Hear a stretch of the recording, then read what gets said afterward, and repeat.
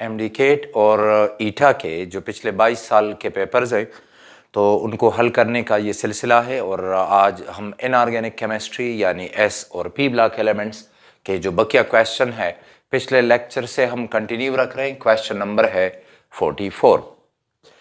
तो 44 क्वेश्चन में ये कहता है कि choose the correct name of this compound BA2XeO6। तो ये छह नाम दिए गए हैं। देखिए, एक दिया गया है बेरियम जीनेट। तो जो बेरियम जीनेट है उसका एक्चुअली फार्मूला बनता है, ये है बेरियम और इसके बाद ये जो रेडिकल है XeO3 जीनेट ये है।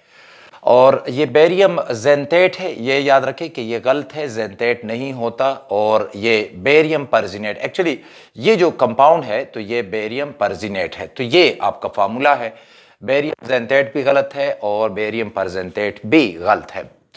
नेक्स्ट क्वेश्चन में ये कहता है कि in the periodic table period represent करता है किस चीज को। तो देखिए, इसमें यह कह रहा है कि पीरियड जो है ये रिप्रेजेंट करता है number of electrons and outermost shell. No, generally outermost shell में जो इलेक्ट्रॉन्स हैं वो ग्रुप से हमें पता चलते हैं। तो जैसे कि अगर ग्रुप 1 का कोई एलिमेंट है तो आउटर मोस्ट शेल में एक इलेक्ट्रॉन है, ग्रुप 2 का एलिमेंट है तो फिर 2 इलेक्ट्रॉन होंगे एंड सो ऑन। लेकिन ये जनरल है।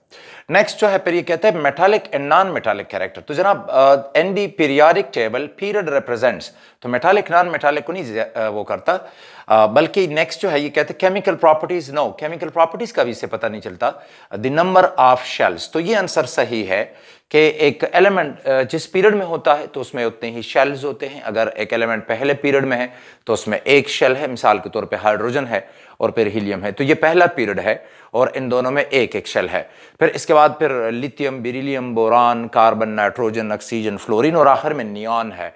तो ये दूसरे पीरियड के मेंबर्स हैं, तो हर एक में दो दो शेल्स होते हैं। सो पीरियड जो है वो रिप्रेजेंट करता है, पीरियड रिप्रेजेंट करता है नंबर ऑफ शेल्स को। नेक्स्ट कहता है कि the first ionization energy of an atom depends on. Ionization energy जो है ये किसी एटम से इलेक्ट्रॉन को रिमूव करने के लिए जो हीट एनर्जी दरकार होती है उस एनर्जी को हम कहते हैं आयोनाइजेशन एनर्जी।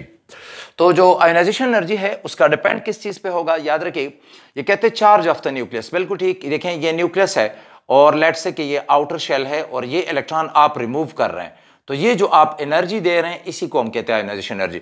सो न्यूक्लियस में न्यूक्लियस का जितना चार्ज ज्यादा होगा, प्रोटॉन ज्यादा होंगे, तो इस आउटर इलेक्ट्रॉन पे अट्रैक्शन ज्यादा होगी, लिहाजा ज्यादा हीट एनर्जी देनी पड़ेगी। फिर ये कहते हैं कि स्क्रीनिंग इफेक्ट पे भी आयोनाइजेशन एनर्जी का डिपेंड होता है। स्क्रीनिंग इफेक्ट ये है कि इस आउटर इलेक्ट्रॉन और न्यूक्लियस के दरमियान कितने शेल्स हैं, कौन कौन से सब शेल्स हैं। जाहिर है जितने सब शेल्स और शेल्स की तादाद ज्यादा होगी तो आउटर इलेक्ट्रॉन पे न्यूक्लियस की अट्रैक्शन जो है वो कम हो जाती है। सो लिहाजा स्क्रीनिंग इफेक्ट का भी असर है। तो जब आपको दो आंसर मिल जाते हैं तो आगे देखिए या तो ए और बी करेक्ट होगा या फिर आप देखें इलेक्ट्रॉनिक कन्फिगुरेशन। तो ये याद रखें कि इलेक्ट्रॉनिक कन्फिगुरेशन जो है तो उसकी वजह से भी आयोनाइजेशन एनर्जी में फर्क आता है।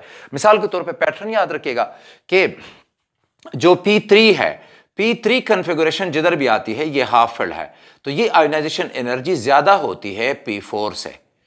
तो जैसे कि आप नाइट्रोजन का केस देख सकते हैं, वहां पे P3 कन्फिगुरेशन है, तो ये भी डिटरमिन करता है। तो फिर आंसर हमारे पास हो जाता है ऑल ऑफ द अबव। 47 कहते हैं XYZ are the elements in the same short period. Short period कहते हैं पीरियोडिक टेबल का जो दूसरा पीरियड है और तीसरा पीरियड, इनको जनरली शॉर्ट पीरियड्स कहा जाता है। इनमें 8 एलिमेंट्स होते हैं।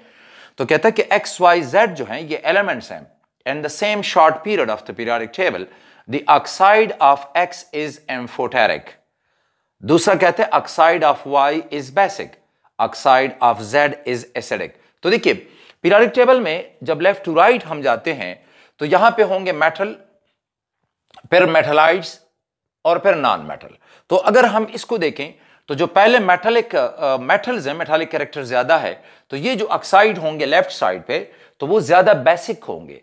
दरमियान में फिर एम्फोटेरिक आ जाते हैं और फिर वीकली एसिडिक और फिर स्ट्रांगली एसिडिक। तो अगर हम इसे देखें तो ये कहता है कि oxide of X is amphoteric, oxide of Y is basic. तो Y को पहले होना चाहिए। तो आप इस तमाम सीक्वेंस में सिर्फ आपने इस एक क्लू को देख लिया कि X एम्फोटेरिक है, Y इज बेसिक, तो Y को पहले होना चाहिए और Y पहला है, इसी में आप ये देख सकते हैं। मजीद कंफर्म करना चाहें तो भी ठीक है कि Y is basic oxide of Z is acidic, तो Z को आखिर में होना चाहिए। यानी आप कह सकते हैं कि ये इस तरह की सीरीज है। मिसाल के तौर पे आप ले लें मैग्नीशियम ऑक्साइड बेसिक है, फिर इसके बाद आप मैग्नीशियम के बाद आता है एल्यूमिनियम, तो उसका ऑक्साइड एम्फोटेरिक है। एल्यूमिनियम के बाद आता है सिलिकॉन, और सिलिकॉन ऑक्साइड जो है वो इसका एसिडिक है। तो यहां पे इन एलिमेंट्स की बात हो रही है, गालिबन मैग्नीशियम है, एल्यूमिनियम है और सिलिकॉन है। तो ये हमारे पास सीक्वेंस आती है। नेक्स्ट में कहता है कि which of the following has highest heat of hydration. देखिए हीट ऑफ हाइड्रेशन ये है कि जब 1 मोल गैसियस साइंस पानी में डिजॉल्व हो और एक डाइल्यूट सोल्यूशन बन जाए, तो इस दौरान जितनी हीट एनर्जी रिलीज होगी, इस हीट एनर्जी को हम कहते हैं हीट ऑफ हाइड्रेशन या एंथैल्पी ऑफ हाइड्रेशन। यानी जब 1 मोल गैसियस आयंस पानी में डिजॉल्व हो जाएं और डाइल्यूट सोल्यूशन बन जाए, तो इस दौरान जो हीट एनर्जी रिलीज होगी ये कहलाती है हीट ऑफ हाइड्रेशन या एंथैल्पी ऑफ हाइड्रेशन। तो ये कहता है कि which of the following has highest heat of hydration. देखिए जो हीट ऑफ हाइड्रेशन है उसका डिपेंड होगा चार्ज पे, कि चार्ज किसका ज्यादा है। जितना चार्ज ज्यादा होगा हीट ऑफ हाइड्रेशन भी ज्यादा होगी। तो चार्ज यहां पे +2 है, +1 है, +1 है, +2 है, तो +2 दो जगह पे आ गया, इधर भी +2 और उधर भी। तो फिर आपने ये देखना है कि साइज जिसका कम है छोटा होगा, चार्ज ज्यादा है, साइज इसका कम है तो फिर चार्ज डेंसिटी ज्यादा है, वाटर में जाएगा तो पानी के साथ ज्यादा अट्रैक्शन होगी। तो फिर आपने इसको देखना है चार्ज डिवाइडेड बाय साइज। तो अगर हम कंपेयर कर लें, बेरियम है तो देख लें ये हमारे पास बेरियम जो है, तो ये beryllium, magnesium, calcium, strontium, barium, तो ये हमारे पास छठा पीरियड है। तो इसमें 6 शेल्स हैं। बेरियम से 1 इलेक्ट्रॉन हटा दिया है तो इसमें 5 शेल रह जाते हैं, यानी ये बेरियम है तो इसमें 5 शेल्स होंगे, और चार्ज आप देख रहे हैं ये 2 है, +2 चार्ज है। पोटाशियम को तो छोड़ दें, बिकॉज पोटाशियम है लिथियम, सोडियम, पोटाशियम, तो ये चौथे पीरियड में है। 4 शेल्स होते हैं, जब 1 इलेक्ट्रॉन हटा दिया तो वो शेल ही खत्म हो गया, तो अब इसमें 3 शेल रह जाते हैं। तो ये है पोटाशियम जिसमें 3 शेल हैं और इस पे है +1 चार्ज। अगर आप लिथियम को देखें तो लिथियम और फिर सोडियम, लिथियम जो है वो दूसरे पीरियड में है तो इसमें 2 शेल्स हैं और +1 चार्ज है। तो इसमें हो गए, इसी सीक्वेंस को मैं जारी रखूं तो 2 शेल है और +1 चार्ज है। और अगर आप बेरिलियम को देखें तो देखें बेरिलियम, मैग्नीशियम, बेरिलियम दूसरे पीरियड में है। तो अगर आपने 1 शेल हटा दिया है, मतलब 2 इलेक्ट्रॉन आखिरी थे, वो आपने आखिरी शेल में 2 इलेक्ट्रॉन थे वो आपने हटा दिए, तो अब बेरिलियम आयन में 1 ही शेल रह गया है। तो हमारे पास आंसर ये बनता है, बिकॉज इसमें आप देखेंगे तो शेल 1 है और चार्ज बहुत ज्यादा है, तो +2। एक्चुअली तो कंपटीशन इन दोनों की है, बेरियम 2+ की और बेरिलियम 2+ की, तो लिहाजा बेरिलियम 2+ जो है वो जीत जाता है। आपने सबसे पहले चार्ज को देखना है, जिसका चार्ज ज्यादा होगा, साइज को ना देखिए, जिसका चार्ज ज्यादा है उसकी हीट ऑफ हाइड्रेशन ज्यादा होगी, और अगर चार्ज सेम है तो फिर आप साइज को देखिए कि किसमें शेल्स कितने हैं। कहते कि hydrides of beryllium and magnesium they are classified as. देखिए हाइड्राइड्स जो होते हैं, इसके हाइड्राइड्स ऐसे कंपाउंड्स हैं, बाइनरी कंपाउंड्स हैं हाइड्रोजन के, बाइनरी, बाय 2 को कहते हैं। बाइनरी कंपाउंड्स वो कंपाउंड्स हैं जिनमें सिर्फ 2 एलिमेंट्स हों। मिसाल के तौर पे आप पानी को ले लें तो वो है H2O, इसमें हाइड्रोजन है और इसमें ऑक्सीजन है, सो लिहाजा H2O जो है ये बाइनरी कंपाउंड है। हाइड्राइड्स बाइनरी कंपाउंड्स हैं हाइड्रोजन के, मतलब एक मेंबर हाइड्रोजन है। H2O जो है ये भी एक हाइड्राइड है, ऑक्सीजन का हाइड्राइड। तो एक्चुअली हाइड्रोजन का ऑक्साइड है, लेकिन अगर आप उल्टे साइड से देखें तो हाइड्राइड है ये फिर। तो hydrides of beryllium and magnesium, यानी मैग्नीशियम और बेरिलियम, बेरिलियम और मैग्नीशियम जब रिएक्शन कर ले हाइड्रोजन के साथ तो ये कंपाउंड्स बनते हैं। एक ये है जिसको हम कहते हैं बेरिलियम हाइड्राइड BeH2, और दूसरा है मैग्नीशियम हाइड्राइड MgH2।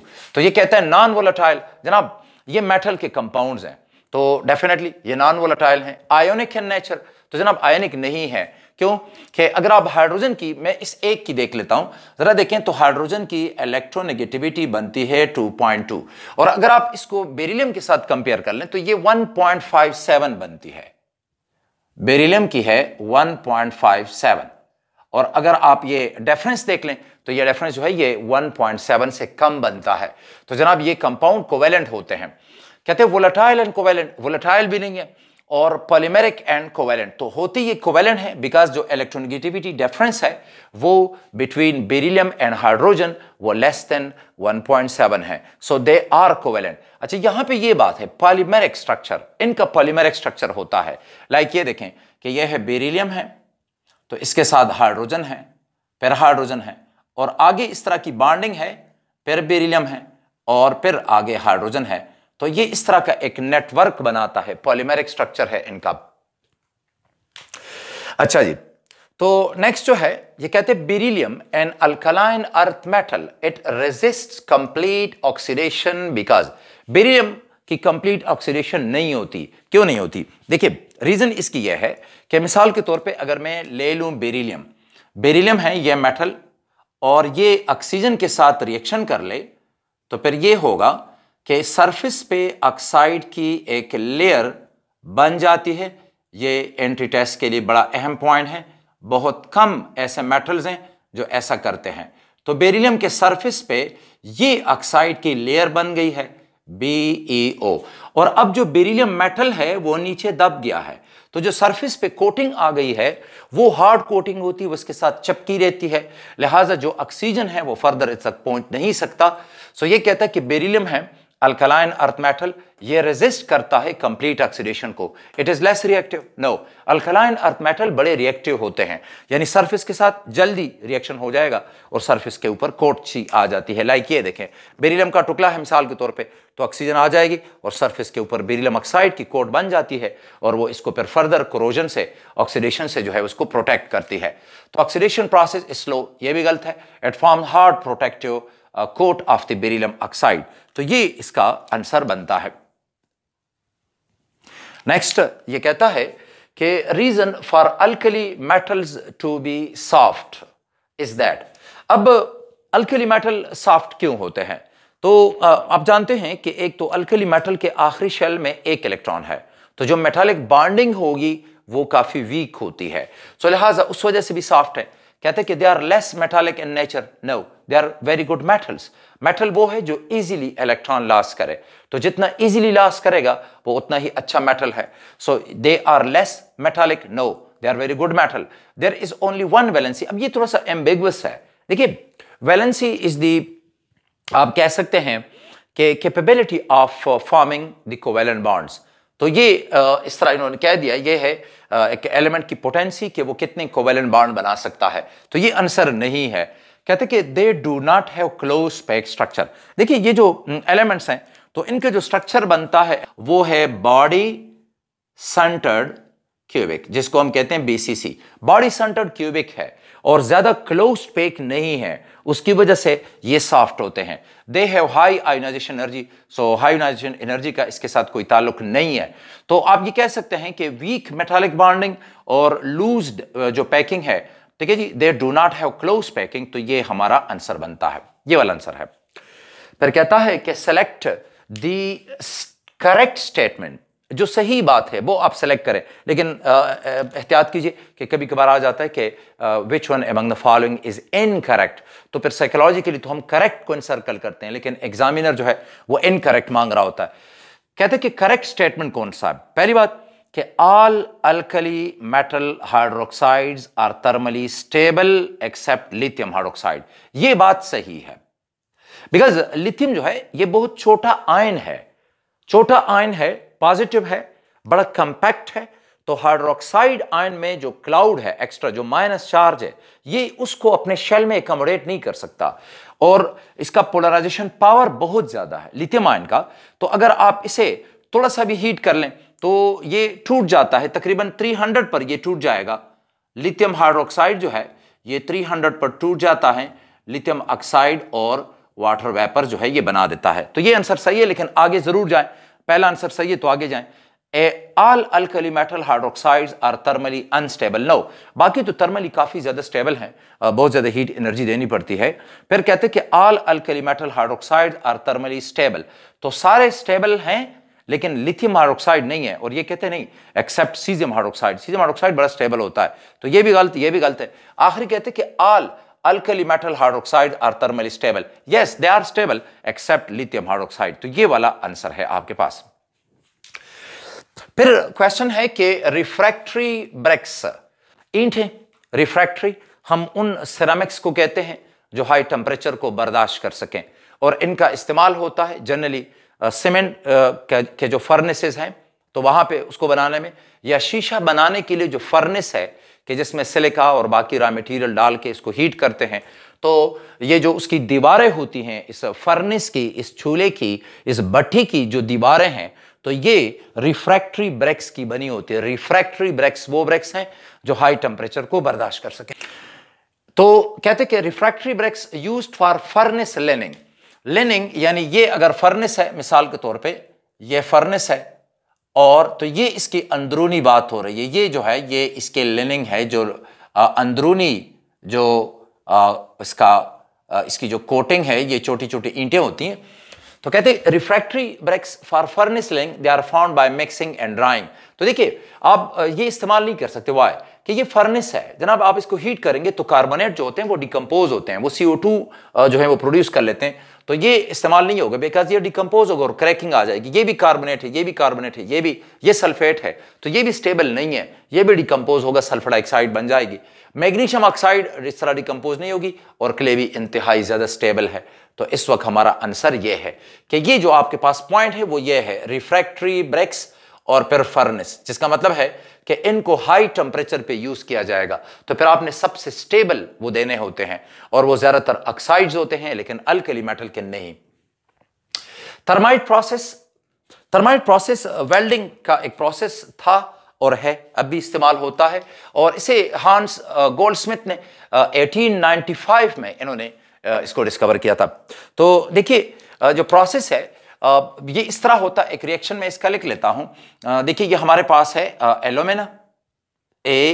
एल्यूमिनियम है और प्लस Fe2O3, और थोड़ी सी हीट एनर्जी अगर दें थोड़ी सी तो रिएक्शन स्टार्ट हो जाएगा। ये इंतहाई एक्सोथर्मिक रिएक्शन है, और प्रोडक्ट इसका बनेगा माल्टन आयरन।